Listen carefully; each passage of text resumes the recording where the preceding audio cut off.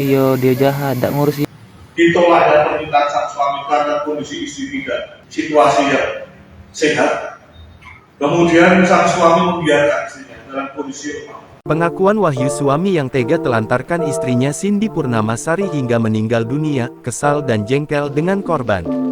Dengan memakai baju tahanan bertulisan Tahanan Polrestabes Palembang, Wahyu Saputra, 26, mengaku menyesali perbuatannya atas kasus penelantaran istri yakni Cindy Purnamasari, 25, hingga meninggal dunia.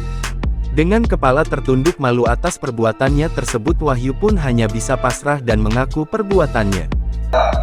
Sang suami pada dini hari menginginkan yang bersangkutan untuk melakukan hubungan suami. Permintaan ini sudah seringkali ditolak sebelum kejadian. Kenapa demikian? Karena kondisi fisik daripada korban yang tidak memungkinkan.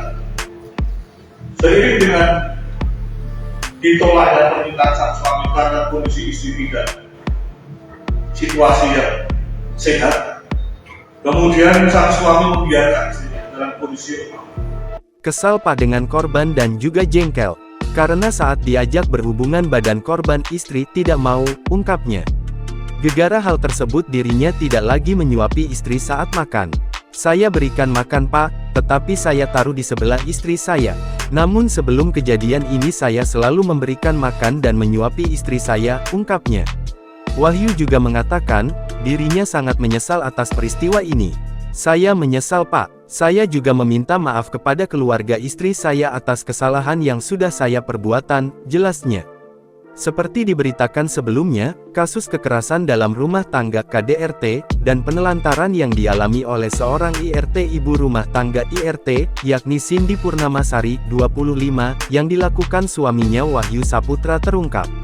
Pada Selasa tanggal 28 Januari tahun 2025, saat perkaranya digelar oleh Kapolres Palembang Kombes Pol Haryo Sugihartono didampingi Kasat Reskrim AKBP Yunarhotma Parulian Sirait, status Wahyu Saputra naik menjadi tersangka. Ya benar, setelah menerima laporan kakak korban pada Rabu tanggal 22 Januari tahun 2025 malam, kita langsung melakukan pendalaman terkait kasus ini, ungkap Haryo.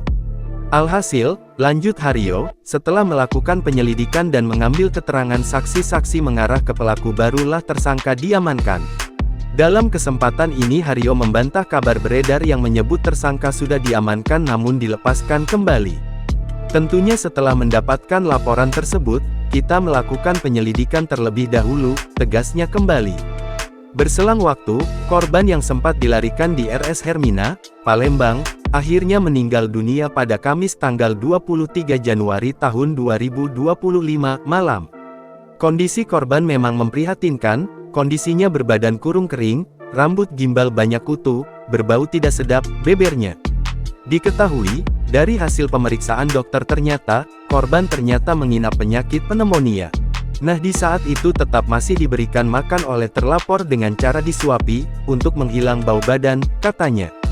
Tetapi kondisi korban ini tambah lemah pada Desember tahun 2024. Lalu hingga akhirnya pada bulan Januari pada 17, terlapor ini meminta jatah untuk melakukan hubungan suami istri hingga ditolak oleh korban.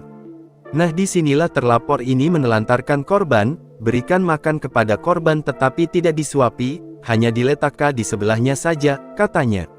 Oleh itulah, ditambahkan Haryo, terlapor dijerat dengan pasal 49, pidana penjara paling lama 3 tahun, denda 15 juta rupiah.